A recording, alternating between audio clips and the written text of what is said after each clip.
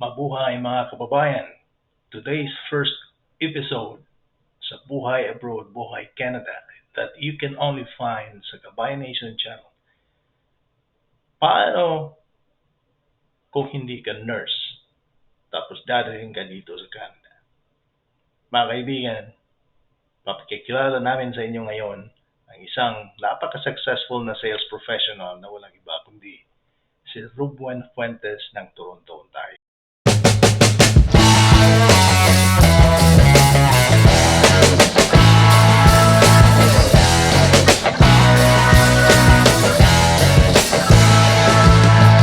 How's family? Okay? Good. Everybody's good. Yeah, Happy New Year. Happy New Year, buddy. Yeah. So, how's the work? How's everything? How's the life? Good. I can't complain. It's been so far. It's been a good ride with ADT work-wise. Yeah, Nice. It's been a good ride. Yeah. Yeah. The last time na nag-usap tayo, you've been with ADT. So, wow. For how long have you been working with ADT? 13 years. 13 years. I'm gonna be on my 14th year this year, 2023. Oh, amazing. Wow.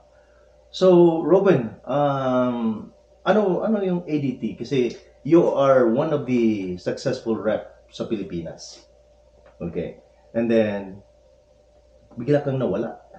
Yeah. So, ano ang naging buhay mo when you left Philippines?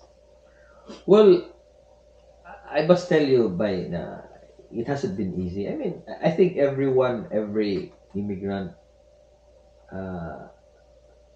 we have our own journey, right? Kumbaga. And you know that. I mean, you were a rep before, right? Pfizer. Yeah. We were kind of like in our comfort zone then, right? Yeah. I was with Novartis. I should say I was in my comfort zone as well. But Mm. however, like and then we moved to US for a short period, and then in Canada. But going back, so the only thing, I mean, it wasn't a smooth journey actually. I mean, I was naging caregiver. Sa US? Yeah, I was caring for So, like you left your maybe job 3 in the years. Philippines, na very successful, Mhm. left everything behind, and then you went to the US. That's correct. Yeah. Saan sa US? So adventure ba? Oh, Well, we live in a few months in California, and then Wow. my daughter was, and then in Illinois, Chicago, and then my daughter was born in Illinois, and then for 2 years we lived in Indiana. Indiana. So, Yeah. kahit tatlong states yun. Yeah, The US. because my sister-in-law, she lives in Indiana, so we end up staying with her. for So, this naging caregiver ka? Yeah. Really? And that was your main job? Oh yeah. Really? Yeah. So- So that was because I thought like back then, mind you, like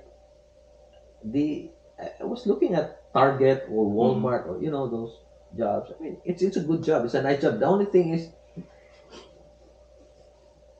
caregiver pays better than working in those industry. Like, Oh, trust me, you yeah. $7 an I- hour probably that time, right? I Maybe know a five. lot of Filipinos na ano, they prefer to work as a caregiver because of the fact that you make better money than working in retail or something like that. But Anong year yun?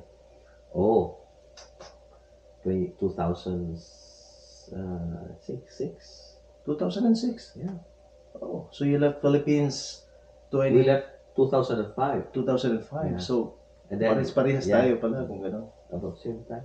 Wow.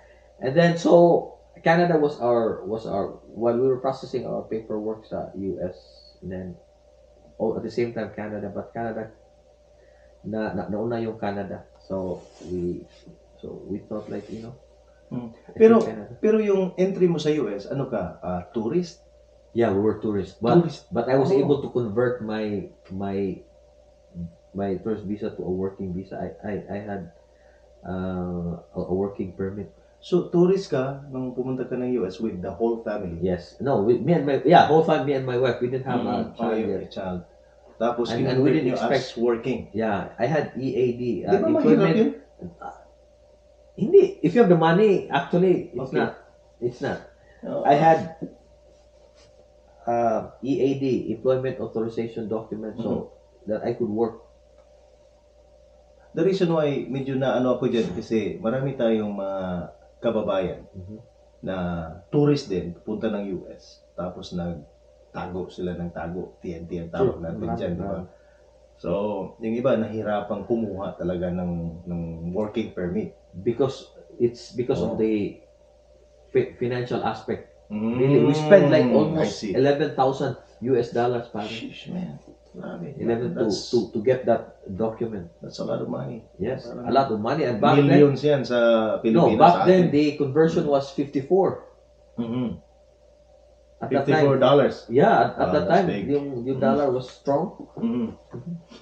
So, by God's grace, I was able to, yun nga, the only thing is I couldn't work like any sales, pharma, because naghanap sila ng immigrant or something. Legitimate talaga. They, But they, I they want to wasn't. sponsor you. I think part yan sa NAFTA, yung agreement ng US at saka Yeah, but the only thing is Oh. like Target or Walmart or other retail. Hindi rin. They don't mind as long as you have the social security Number, you're good. You're good to go. Yeah. I see. So, tell us yung transition mo from US to Canada. Anong mga nangyari? So yun nga, I had an pending application for Canada, and then it turned out na parang para siyang na-expedite when we moved to the US. Mhm. We call a lawyer based in Montreal, Mhm. and then they processed our papers. It was very, very fast. I was surprised. We were not ready to move to Canada. Already.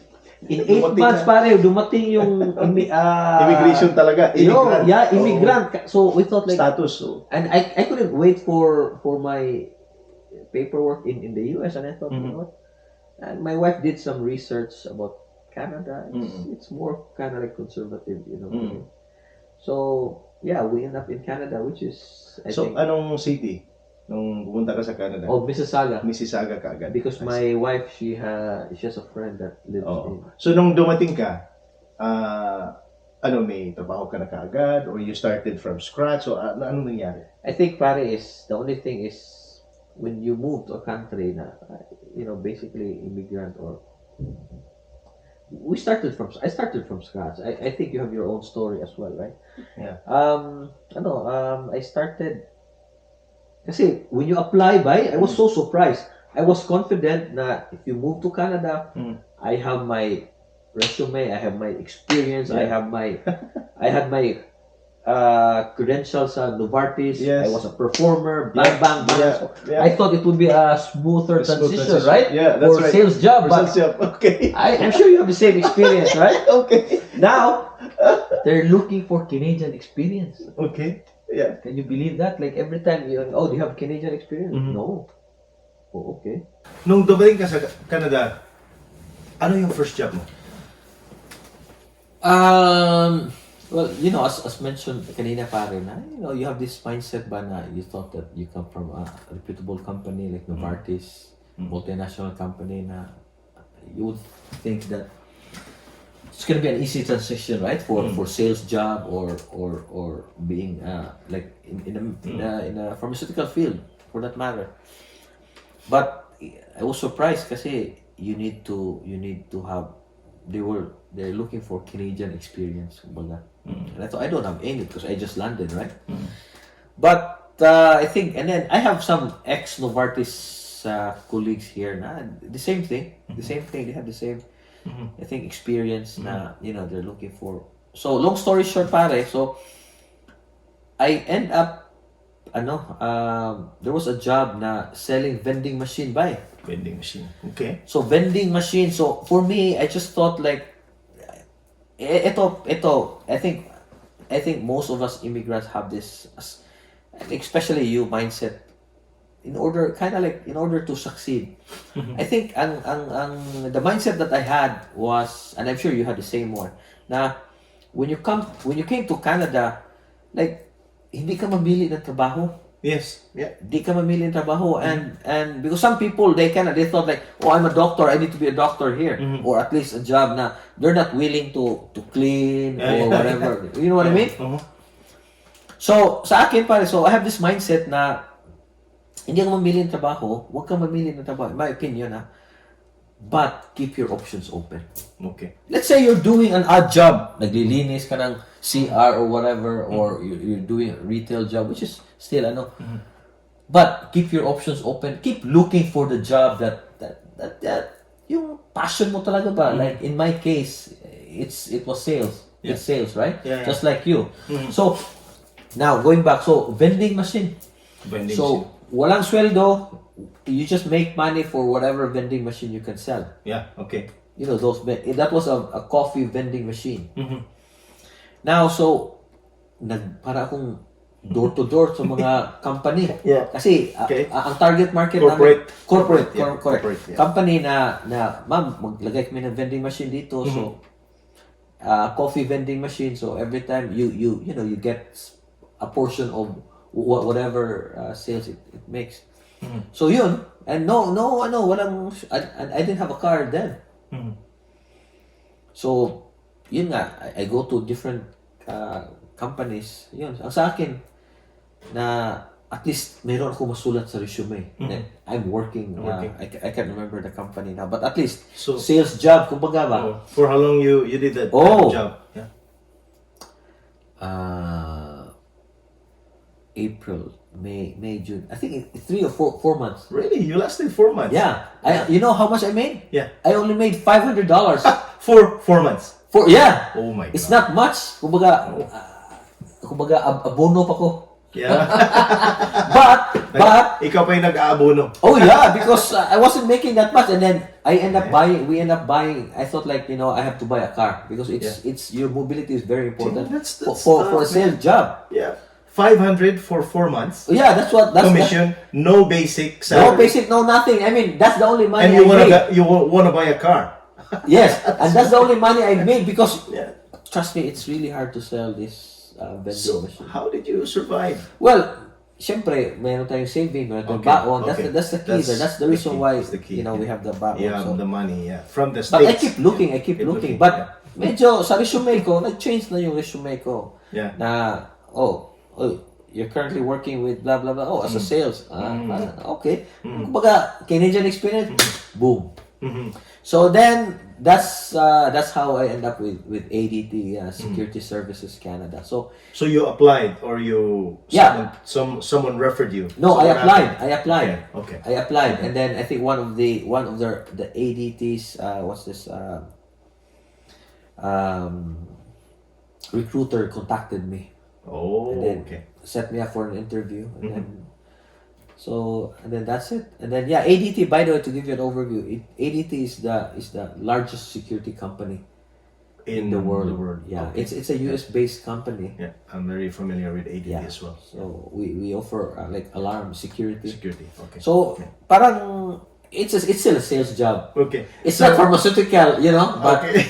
ADT alarm security. But trust it's a sales job. Yeah. And did you get any trainings? Any?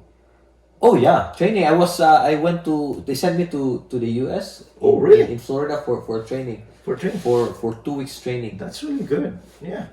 And all company expense. Oh yes. All company paid. Yeah. Okay.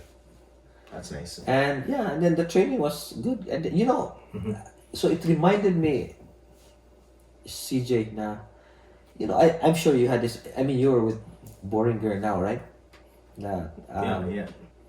When I was in training, remember during the training, right? Or even when you're in a pharma, when you have a meeting, right? Yes. You introduce yourselves. Yeah.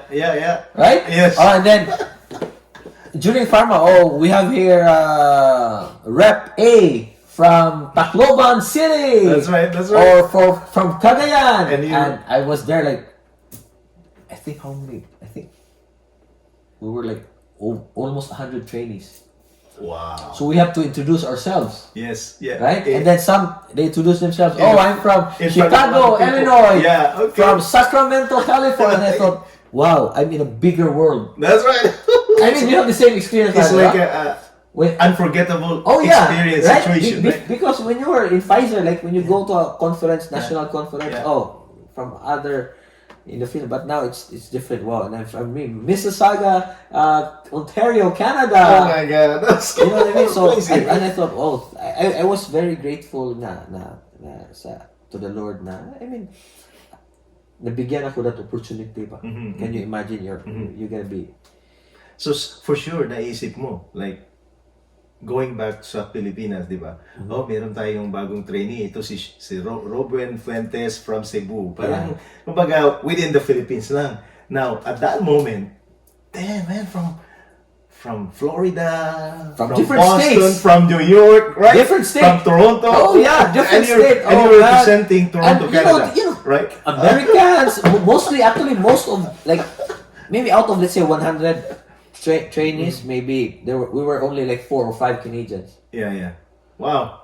Man, that's Trust impressive. me, yeah. And I thought, can you, like, So, American, you're gonna be, training how it is, right? Okay. And then, Yeah. pare, at saka yung English natin at that time, medyo, I mean, even now, it's still, we still have that thick accent, right? yeah, of course. But I managed. They Managed, were very Yeah. supportive, helpful, and So, and then, after the training, you're back to Toronto, right? Yeah. In Mississauga. So, ano na yun ang nangyayari? Ano yung mga adjustments mo? Kasi, iba-iba kasi yung experience, di ba? Sa Oh, yeah. sales. Lalo na, you coming from pharmaceutical industry. Man, that's a different, I consider that's industrial selling, right? Selling? kinda, yeah. Okay. So, different market. Unlike pharmaceutical, your target customer were doctors, right? Yeah, yeah. Or pharmacies. But here it's regular people like you, So, do you do, residential owners. do you do phone calling or? Oh yeah, cold calling, calling, wow. Prospecting, Prospecting. and then of course the company will give you some leads. Some right? trainings too. Yeah, how, some how you leads. gonna do that, Yes, right? exactly. Wow. So, in your first few months, ano yung With mga ADT. ginagawa mo to be successful? Na, kumbaga, Well, I need to prove myself. Kasi pag bago ka sa kumpanya, di ba, yung mindset mo, man, I need to perform. I need to, Yeah, ganyan. true. I need to perform. I need to. So, ano yung mga ginagawa mo? Well, I just follow what the training was, right? So you have to do a lot of cold calling, Yes. and cold calling sometimes it can be frustrating sometimes Absolutely, yeah. because people they don't they're not as polite as other people. Yeah. Like sometimes they Yeah. just parang ano ka ng telepono. Babagsakan ka ng Oh telepono. yeah, and then Oo. sometimes some people Lalo na pag wala ka pang are experience, not diba? some people are not interested this and that, Understood. but Oo. so but eventually parang syempre nakaka-discourage tapos plus English ka pa ng English ganun. So, meron ka talagang transition doon na. Oh yeah, Man, it wasn't easy. This is tough. Oh, it's tough. It's tough. But, but as you go along, syempre, yung training natin sa pharmaceutical, it will still kick in. Again, marami kang mga strategies ngayon nasa isip mo, And di ba? the only thing I had then was confidence. My confidence, sabi nga, It's so high. my confidence level is taller than me. So, yeah, and then I become confident on the phone, calling people, Okay, and then they send you leads. It comes in time, right? Yeah, In and then the time. company send you leads they set you up for an appointment. So that's easier. Yeah, that at least this is a It's set appointment. So you go to people's home and then you offer the service, what they need, you know. So you ask them, tanungin mo kung ano yung what their concerns are, what are areas they want to be protected. So, you've been in that company for 14 years already. Almost, yes. So, for sure, marami kang mga tagumpay. Kasi, Well, I had my share of success Yeah. actually, Oh. my performance. So, pwede mong i-share sa amin? Pwede ba nating tingnan? Yung mga... Kasi sa Canada kasi, pag performer ka, may bibigay sila sa iyo ng mga certificate, di ba? Oh, yeah, trophy. Yung trophy, ganyan. Meron ba tayo noon sa ADT? Oh yeah, meron. Yeah, yeah. Oh, sige. Sige, papakita natin sa viewers natin kung Okay. ano sila. Okay. So, man, ito yung bahay mo. Ang ganda. No, it's just thank you. Salamat. It's part of the house actually. Wow. This is a basement actually. Basement, okay. Yeah, so Galing yan. finish namin para ma-utilize yung space. So, wow. Tingnan mo yung mga trophy, pre. Ano ba yan? So that's ADT 2,000 career unit sales in 2017. I was able to achieve more than 2,000 2,000? units. You sold 2,000 units. Oh, Ibig sabihin. yeah. Wow, that's a lot. In 1 year? No, that's career since I started Man. ADT. You know what? Sa background ko kasi, we're not looking at units na you sold. Sa amin, you have protected families, homes, 2,000 of them Yes, more than in your whole life. Yeah. Kasi- Not whole life, that's until 2017. Oo, sa company, right? Kasi I yun, started 2009, so yun na. dito kasi sa Canada, big time kasi yung yung security. Kasi you will never know, right? May invasion sa bahay, ganyan. Kailangan may security ka talaga. Correct. Diba? Yeah. Wow, that's impressive. So ano naman yung isa? So that's club excellence. So imagine, I was very proud. My wife was very proud na I achieved club excellence. Pare is Excellence. Well, that's this once in a award lifetime. is you are the 1% of the company. Holy cow. Really? Yeah. Kumbaga, they call you the best of the best. Oh my. So you will get that achievement by your award. Really? You'll get that. Actually, I-touch ko siya. Meron nung star dito pero tinanggal ko lang para ano. Oh, wow. So, man. I had 3 of this Pwede award. kung igagano natin, mas mababasa siguro natin. Oh, shit, bro! Okay. Sorry. Ganyan, yun. Yeah. Siguro kung igagano natin, man, Ruben Fuentes Club Excellence. So, 1% sa company. So, meaning by, can you imagine, you are the number, among 3,000, over 3,000 reps, you're number 1. And you're competing with Thousands, yeah. US and Canada. Oh, shit. And achieved, I think, 3 times. Three times. Wow, look at that, man. Look. Man. And that one too? Kasali ba to? Hindi. But yung picture mo, ha? Yeah. Mamatangkad ka dyan sa picture, ha? Tingnan mo, Brad. Man, you look so awesome, bro. Look. Yeah. So, imagine And you're the so they sent you, so if you win that, so they send you with your family to a trip. a trip, oh. Yeah, saan so ka pinadala We kayo? went to Jamaica, we went to Wow. Mexico, Oh my goodness, man. and yeah. Kaya pala, meron By kang God's mga grace. pictures dito, ha? Yun. So that's our adventures. Adventures. So, ano pa? Meron ka pa bang mga sekreto? Kasi, I still may mga achievements ito, mga sorry, it's Oh. may not be in a good spot, but tinago ko lang para hindi masyadong ano. wow, man. You know what? It tells me na very humble ka na. Ano? So 2011, 12, 13, Na tao. 14, 15, 16. I still haven't Tama ba? down. Tama ba? Ano? It tells me na isa kang humble na successful rep kasi, man, tinatago mo to eh. Dapat ito, nakabalandra to sa entrance sa bahay mo. Ano? Ha? Yan lang. Man, wow, this is awesome. Galing. Meron pa ba dyan sa, ano, sa sulok? Wala na. That's okay. it. Thank you. Wow. So, Mahilig ka ba magbasa ng libro? so, Anong isang libro na paborito mo? Kasi madami ka ring libro dyan eh. So I have like some sales books here. Oh, yun dami, oh. 7, of course. The Principle of Centered Leadership. Yo, galing, oh. Mga 7 habits, ganyan. 7 Habits of Highly Effective People. Yeah, Mga ganyan. I have that too. Oh. Dami, Brad. So here. Yan, oh. Sheesh, man. So before I used to read, but not Ngayon. anymore. Kasi ang uso ngayon, ano lang, audio na, di ba? Yeah. Sa kotse ka, man, you can transform it into a learning machine, di ba? Parang gano'n. Learning machine. Huh? Oh. I like the term. So Okay. yeah, that's it. So, And going back to work, sometimes my customers, my clients are intimidating. intimidating. Sometimes, yeah, but when you have that So, confidence, paano mo yan i-overcome? Pag intimidating? well, because you like I had a customer na Raptors player. Wow. I had a customer na president of Blue Jays, Toronto Blue Jays, Wow. and doctors, businessmen, you know. Woo!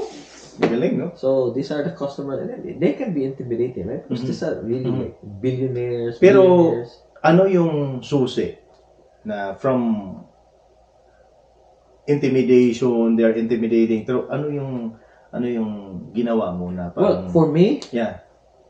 just as long as you're honest, you're sincere, and confidence. I mean, you have to show to them that you know what you're doing, right? You know what you're doing, and by God's grace, pare, Kasi, kumbaga, sa sales I din know. kasi, di ba?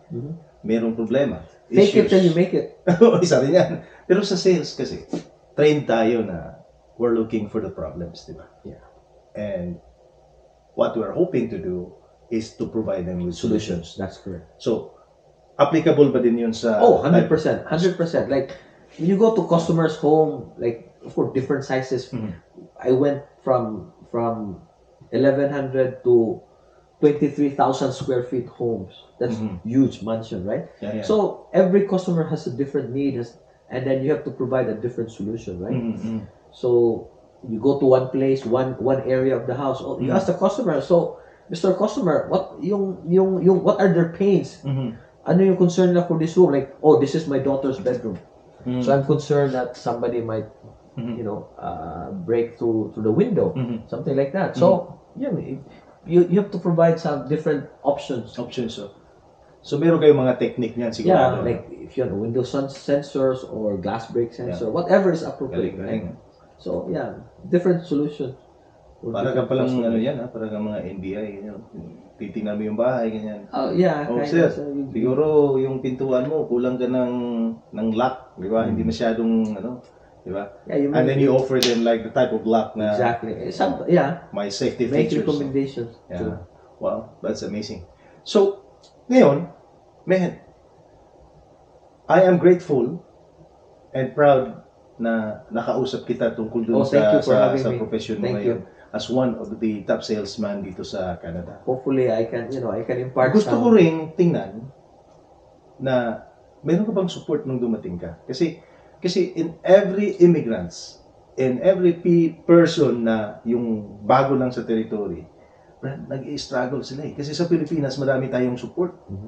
Oh yeah, Meron yung parents, meron lahat. yeah, kapatid or Kaibigan, everyday, pwede. Dito, iba yung culture dito eh. So, meron ka bang support nung dumating ka dito? 100%. But you can, I mean, every immigrant, I think it's really hard to survive kung walang support. And mind you, people or friends or even like your acquaintance, hindi mo sabing friends sa Pilipinas, but they're willing to give that support to you.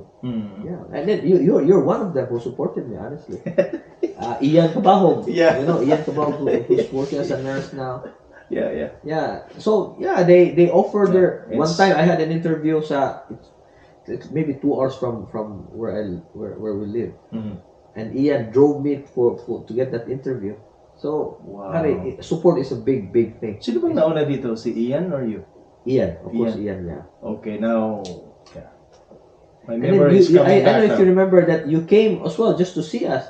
You treat us for. I remember you called me when you were in Chicago Yeah, and that asked coming. about Canada. Canada. That's, Oh yeah, I I remember. remember? that. Yeah, I remember that one. And then, Then you went to then- here and then yeah, nakita tayo. You Yeah. treat us for lunch or Yeah. something. Yeah. Wow. So, but the support It's is, amazing. and the thing is, when you kind of like establish yourself, I think para bang you give the same support that you got from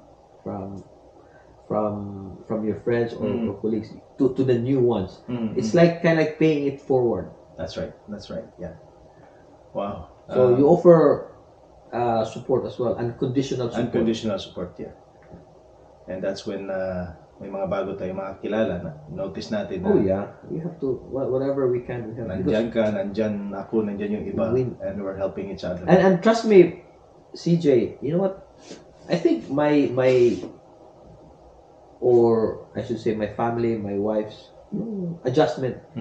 Kumbaga, because of you guys, because of the people that supported us, parang it made our transition easier, Easier, yeah. much easier. That's right. Yeah. They give you lots of ideas, what to do, where to go, this Yeah. and that, you know what I Yeah. mean? So, Yeah. And nakikita ko rin yun kasi parang yung sinasabi mong paying it forward, nangyayari din kasi now na marami tayo dito, we're exchanging ideas. We'll learn a lot Absolutely. from you as well, like yung paano mag-build ng bahay, ganyan.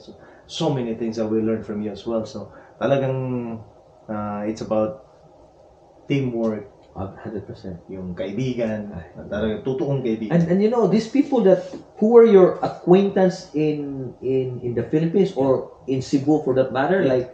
like you, will become your friend and will become your brother. Yeah, your family. Yeah. Yes. Here in Canada. It's more than a brother Yeah. and sister, right? Yeah. Because in every vacation we're together. We're together, yeah. Wow. So see, that's it. That's the magic of friendship, right? Yeah. Talagang, wow, ang ganda ng istorya natin, brother. Thank you.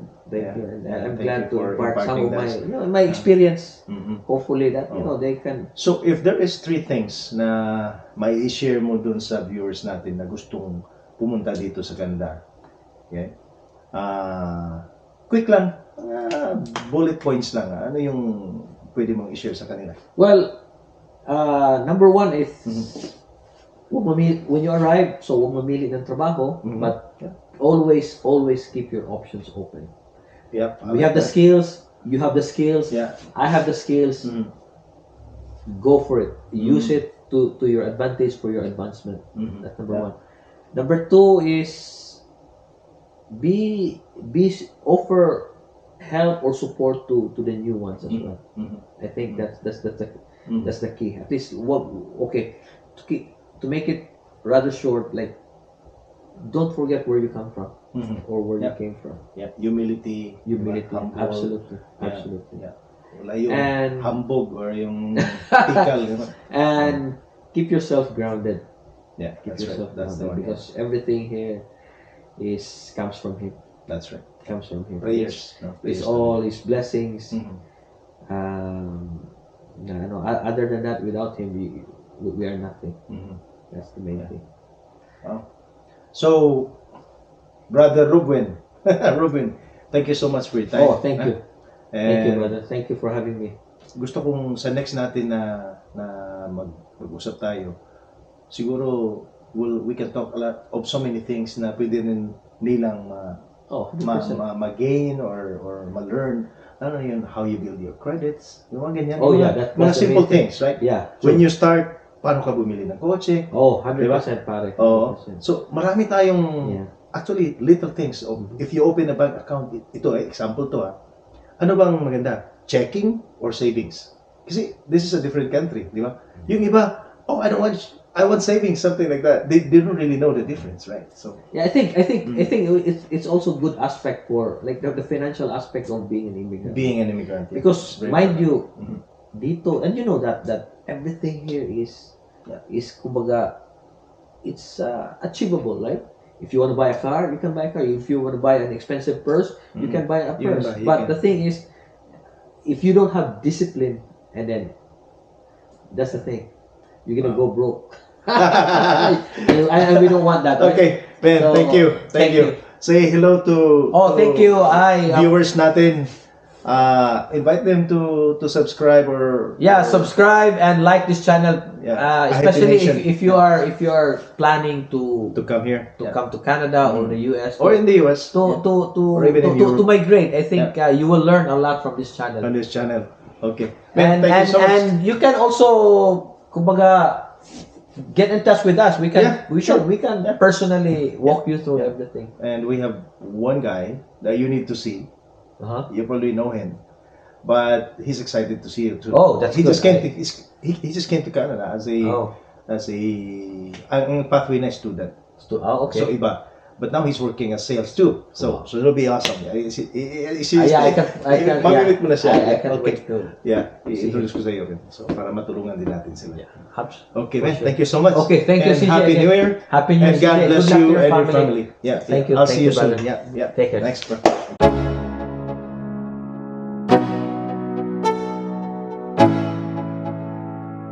Let's go.